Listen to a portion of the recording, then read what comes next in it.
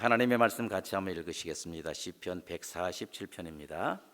시편 147편 1절부터 20절까지 말씀인데요. 11절까지 말씀을 같이 한번 읽으십시다. 11절까지입니다. 할렐루야. 우리 하나님을 찬양하는 일이 선함이여 찬송하는 일이 아름답고 마땅하도다. 여호와께서 예루살렘을 세우시며 이스라엘에 흩어진 자들을 모으시며 상심한 자들을 고치시며 그들의 상처를 싸매시는도다. 그가 별들의 수요를 세시고 그것들을 다 이름대로 부르시는도다. 우리 주는 위대하시며 능력이 많으시며 그 지혜가 무궁하시도다. 여호와께서 겸손한 자들은 붙드시고 악인들은 땅에 엎드려뜨리시는도다. 감사함으로 여호와께 노래하며 수금으로 하나님께 찬양할지어다. 그가 구름으로 하늘을 덮으시며 땅을 위하여 비를 준비하시며 산에 풀이 자라게 하시며 들짐승과 우는 까마귀 새끼에게 먹을 것을 주시는도다.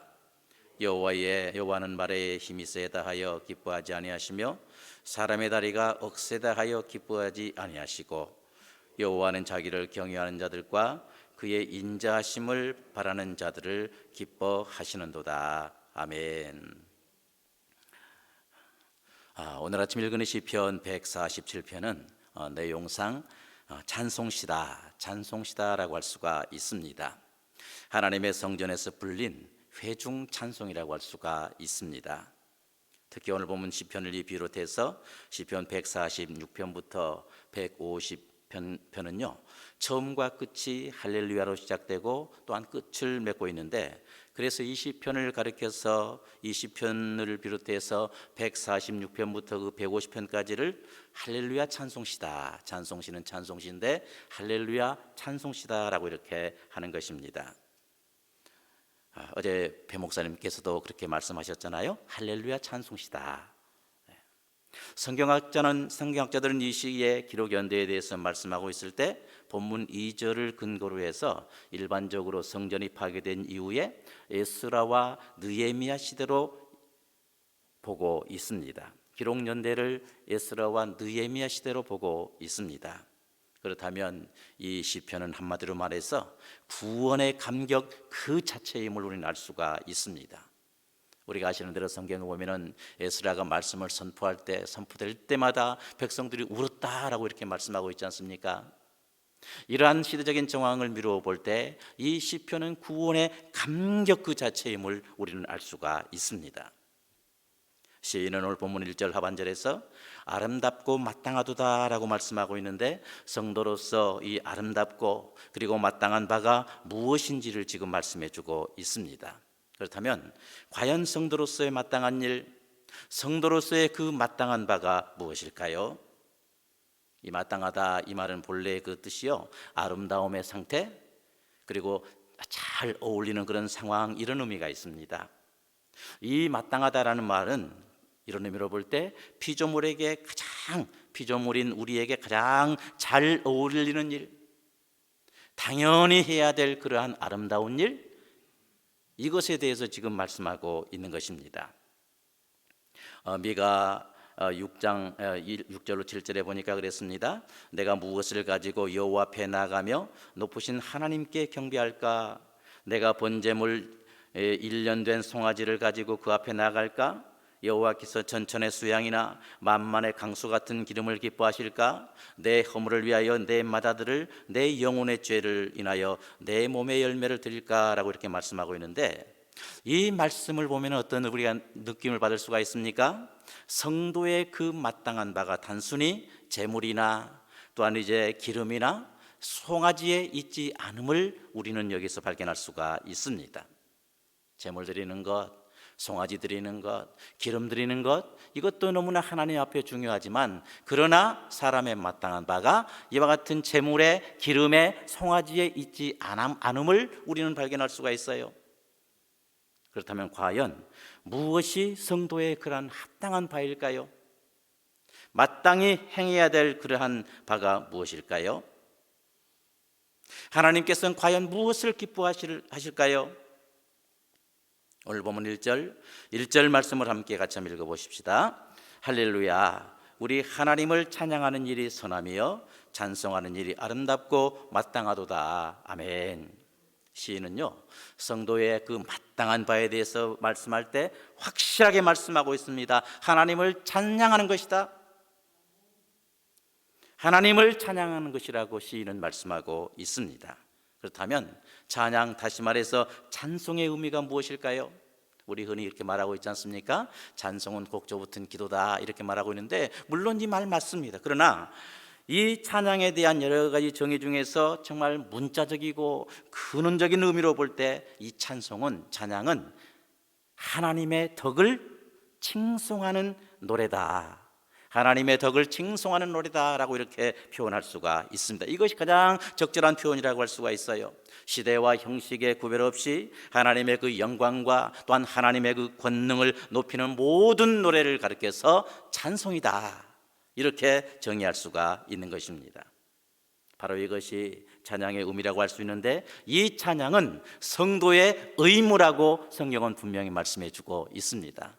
목사님 비롯해서 다른 목사님도 말씀하셨습니다만 이사야 43장 21절을 보십시오. 이 21절을 보면요, 이 백성은 내가 나를 위하여 지었나니 나의 찬송을 부르게 하려 함이니라 라고 이렇게 말씀하고 있어요. 하나님께서 우리를 하나님의 형상으로 지으셨는데 그 지으심의 목적이 뭐라고요? 하나님의 찬송을 부르도록 하시기 위해서 하나님께서 지으셨다, 창조하셨다라는 그러한 말씀입니다.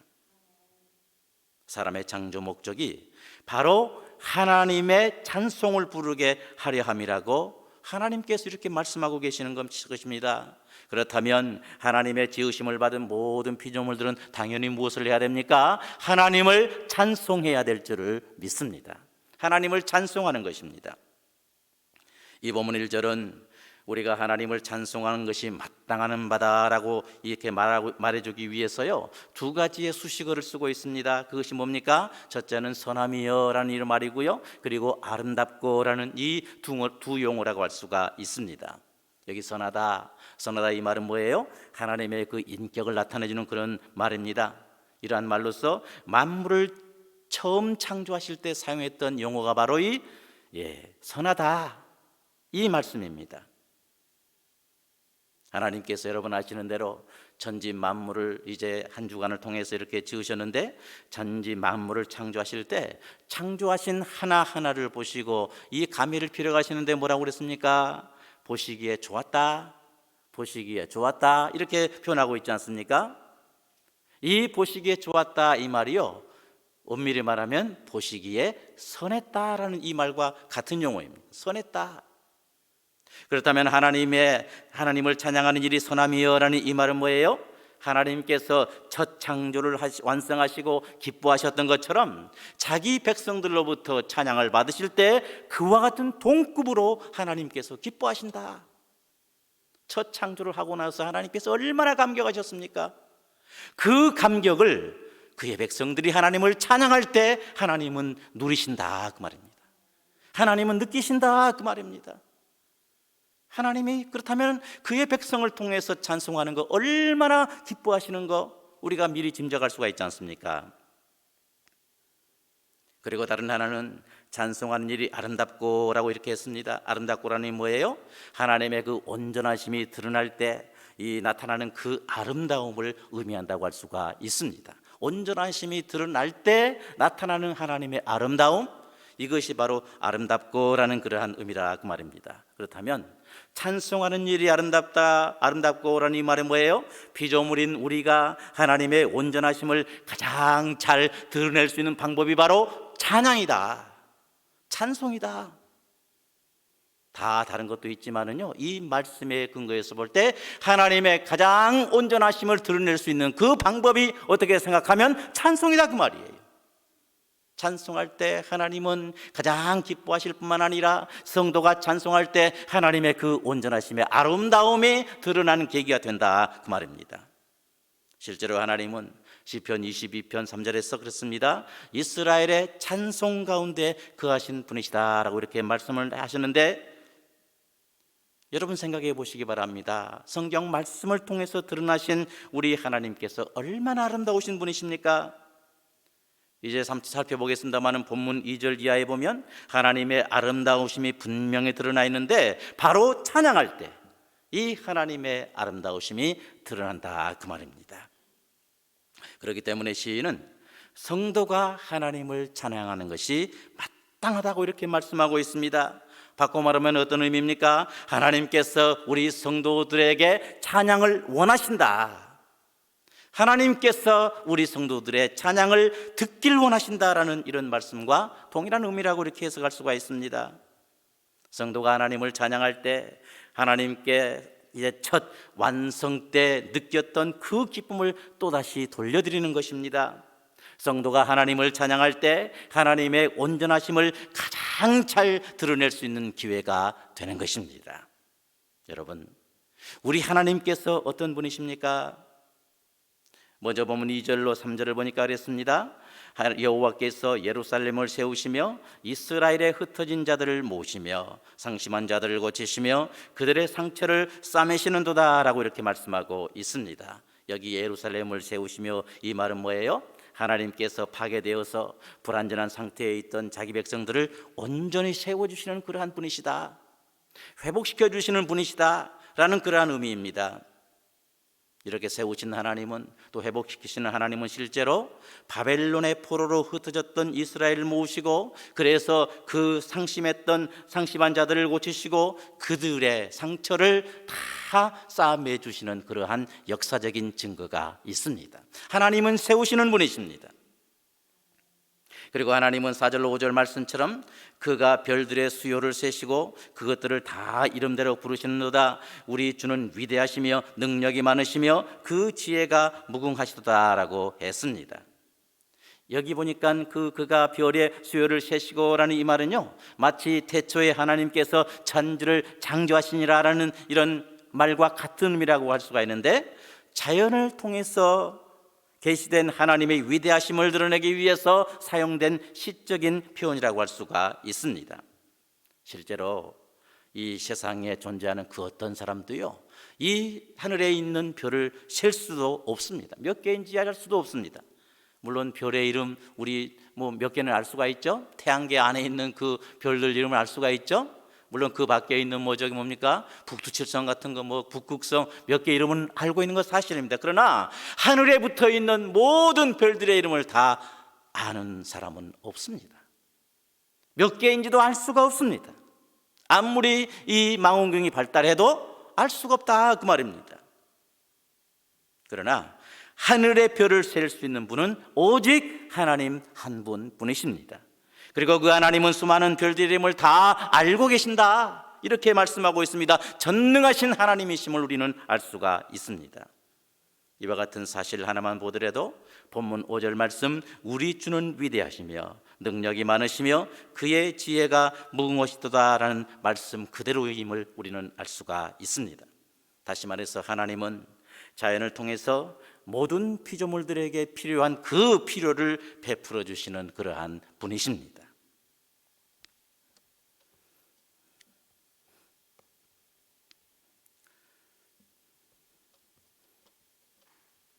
뿐만 아니고 우리 하나님은 6절에서 보니까 그랬습니다. 여호와께서 겸손한 자들을 붙드시고 악인들은 땅에 엎드리시는도다 라고 이렇게 했습니다. 여기 겸손한 자들을 붙드시고 이 말은 뭐예요? 한번 문자적으로 볼 때 고통당하는 자를 세우시고, 고통당하는 자들을 세우시고라는 의미라고 할 수가 있습니다. 그렇다면 하나님은요, 하나님 나라와 또한 하나님 의를 위해서 고통당하는 자들을 결코 외면하지 않으신 분이십니다.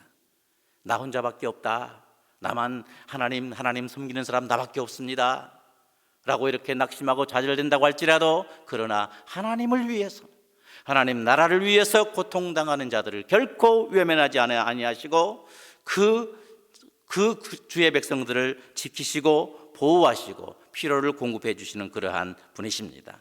더 나아가서 악인들은 땅에 엎드려뜨리시는다라는 이 말이 뭐예요? 신적 공의의 그 수행을 뜻하는 그 시적인 표현인데요, 무한한 능력과 지혜로 우주를 다스리신 하나님은 동시에 인간의 그 세계도 다스리시는데, 특히 악인들을 다스리시고 결국은 그 악인들을 멸망케 하시는 분이시다. 하나님께서 그런 분이심을 말씀하고 계십니다. 더 나가서 본문 8절로 9절에서도 말씀했습니다. 그가 구름으로 하늘을 덮으시며 땅을 위하여 비를 준비하시며 산에 풀이 자라게 하시며 들짐승과 우는 까마귀 새끼에게 먹을 것을 주시는도다 라고 했습니다. 이는 곧 어떤 의미입니까? 땅에 생존하는 그 모든 것들이 전적으로 하나님께 의존되어 있다, 이것을 말씀해 주고 있습니다. 하나님은 이 세상에 존재하는 수많은 것들의 필요를 모두 아십니다. 심지어는 까마귀 새끼도 기억하고 계시고 까마귀 새끼에게 무엇을 줘야 하실 것도 하나님은 알고 계시고, 그리고 때를 따라서 그 필요를 공급해 주시는 그러한 하나님이십니다. 뿐만 아니고 본문 16절로 17절에 보니까 눈을 양털같이 내리시며 서리를 재같이 흩으시며 우박을 떡 부스러기같이 뿌리시나니 누가 능히 그의 추위를 감당하리요 라고 했는데요, 이 팔레스타인 지방은 눈 날리는, 눈이 막 이렇게 흩날리는 겨울을 볼 수가 없습니다. 혹독한 겨울을 경험할 수가 없습니다. 서리 역시 경험할 수가 없습니다. 그렇다고 해도요, 하나님께서 의도하시면 팔레스타인 지방이라고 할지라도 눈발이 내리고 또 서리가 내리고요, 우박도 떨어지고요, 추운 날이 계속될 수도 있는 것입니다. 자연을 자신의 종처럼 부리시는 분이 바로 우리의 하나님이십니다. 여러분, 이러한 분이 바로 저와 여러분의 하나님이심을 믿으시기를 바랍니다. 이 하나님께서는요, 20절 말씀, 그는 어느 민족에게도 이와 같이 행하지 아니하셨나니 그들은 그의 법도를 알지 못하였도다. 할렐루야라고 했는데요, 하나님은 이와 같이 모든 은혜와 능력을 오직 택한 그의 백성에게만 행하신 하나님이심을 알 수가 있습니다. 택한 그의 백성에게만 이와 같은 은혜와 능력을 베푸시고 은혜를 주신다, 이 말씀입니다. 이 하나님을 생각할 때 우리는 하나님의 은혜와 그 위대하심을 찬양하지 않을 수가 없습니다. 이 하나님을 찬양해야 됩니다. 그리고 이 하나님을 이제 찬양하면 어떻게 됩니까? 그래서 하나님을 기쁘시게 하면 어떻게 됐습니까? 놀라운 기적을 경험하게 됩니다. 13절에 보니까 그랬습니다. 그가 내 문빗장을 견고히 하시고 내 가운데 있는 너희 자녀들에게 복을 주셨으며 라고 했는데요, 이는 한 가정의 그 안전과 자녀들이 잘 되고 못 되는 것이 바로 하나님에게 달려있는데, 하나님을 찬양해서 하나님을 기쁘시게 하는 자에게 하나님께서 가정을 지켜주시고 자녀들도 지켜주신다, 시인은 이렇게 말씀하고 있습니다. 그리고 14절에 보니까 내 경례를 평안케 하시고 아름다운 밀로 너를 배부르시며 라고 했는데요, 이 경례는 무엇을 말합니까? 국경선을 의미합니다. 그렇다면 이 말은 국가 전체의 평안과 번영도 하나님께서 이제 하나님을 찬양하는 자들에게 주신다. 그리고 튼실한 밀로 그의 백성들을 풍족히 먹이신다고 시인은 말씀하고 있습니다. 또한 15절에 보니까 뭐라고 그랬습니까? 그의 명령을 땅에 보내시니 그의 말씀이 속히 달리는도다 라고 했는데요, 이는 하나님께서 이제 말씀으로 섭리하시고 간섭하심을 통해서 자연계와 또한 이제 자연현상까지도 그의 백성들에게 아주 유익한 방향으로 조정하신다. 자연의 모든 현상까지도 그의 백성들에게 아름답게 이제 조정해서 아름다운 것으로 백성들에게 선물하신다, 바로 그러한 의미인 것입니다. 이런 기적적인 은혜를 하나님을 찬양하고 그래서 하나님을 기쁘시게 하는 그의 백성들에게 베푸신다고 시인은 말씀하고 있습니다. 그러므로 시인은 본문 12절에서 한번 12절 읽어볼까요? 12절 말씀입니다. 예루살렘아 여호와를 찬송할지어다, 시온아 내 하나님을 찬송할지어다, 이렇게 시인은 말씀하고 있습니다. 어쩌면은요, 이 하나님을 찬양한다는 것, 지상에서 누릴 수 있는 축복들 중에서 가장 큰 축복이라고 할 수가 있습니다. 바로 이 찬양을 통해서 하나님을 가장 기쁘시게 해드릴 뿐만 아니고 하나님의 형상으로 지음받은 우리가 가장 온전함에 이를 수 있다는 것이기 때문에 그렇습니다. 그러면서 시인은 하나님을 찬송하되 찬양의 그 방법까지도 말씀해 주고 있는데 7절에서 그랬습니다. 감사함으로 여호와께 노래하며 수금으로 여호와 하나님께 찬양할지어다 라고 했습니다. 감사를 이제 찬양의 제물로 삼고 노래하되 모든 합당한 악기를 동원해서 하나님을 찬송하라, 이렇게 시인은 말씀하고 있습니다. 우리 하나님은요, 말의 힘, 이렇게 말 있잖아요. 이 말의 힘 의지하는 거, 자기 다리 의지하는 것, 나는 모든 거 할 수 있어 라고 자기 다리 의지하는 그러한 사람을 기뻐하지 않으십니다. 비록 의지할 말이 있고 의지할 자기 자신이 있다고 할지라도 이건 모든 것을 무익하게 생각하고 오직 하나님만 경외하고 하나님의 인자하심을 바라는 자들을 기뻐하시고, 그리고 그들에게 반드시 여호와의 구원을 주시는 그런 하나님이심을 알 수가 있습니다. 10절로 11절에서 이렇게 말씀하고 있습니다. 사랑하는 여러분, 오늘도 우리는 하나님의 말씀을 들었습니다. 오늘날 많은 기독교인들이요, 찬양의 대상이신 하나님에 대한 관심은 없고요, 경쾌한 리듬에만 정신을 다 빼앗기고, 더 나아가서 찬양하되 자기 자신을 기쁘게 하고 자기 자신을 유익하게 하는 그 가사에만 몰입하는 경우가 많다라는 이 사실을 어떤 책에 보니까 이렇게 기술되어 있었습니다. 하나님에 대한 관심은 없고 얼마나 저 찬양이 나한테 유익을 주느냐, 여기에만 관심하고 여기에만 몰입하는 그런 그리스도인들이 많다, 이런 어떠한 그러한 기사가 있었습니다. 찬송의 꽃은 활짝 피었는데요, 향기가 없습니다. 바울의 고백보다 진한 외침이 찬양을 통해서 있지만은, 그러나 찬송하는 삶이 없는 것이 현재 그리스도인들의 대부분의 모습이다 라고 이렇게 말하고 있는 것을 보았습니다. 우리는 지금 계속적으로 찬양에 관한 설교를 듣고 있는데, 하나님을 찬양한다고 하는 내 모습을 한번 점검해 보십시다. 우리는 찬양할 때 정녕 하나님을 찬양하고 있습니까? 우리가 하나님을 찬양할 때 하나님께 첫 창조의 완성을 통해서 느끼셨던 그 기쁨을 또다시 드리고 찬양하고 있습니까? 우리가 찬양할 때 찬양의 향기를 하나님께 드리고 하나님의 인자하심을 만방에 드러내는 이러한 찬양을 하고 있습니까? 오히려 찬양의 곡조와 리듬을 통해서 이기적인 내 기쁨과 내 만족을 얻고 있지는 아니합니까? 오늘도 이러한 내 자신을 한번 생각해 보면서 우리를 능하게 하실 성령님의 도우심으로 오늘 또 우리의 찬양을 통해 하나님을 기쁘시게 하고 하나님의 아름다우심을 드러내는 그러한 삶이 되셔서 정녕 하나님께 영광 돌리고, 또한 우리의 모든 삶이 모든 얽매이는 착고에서 풀려지는 그러한 기적을 경험할 수 있는 이 놀라운 역사에 있어지기를 주님의 이름으로 축원합니다.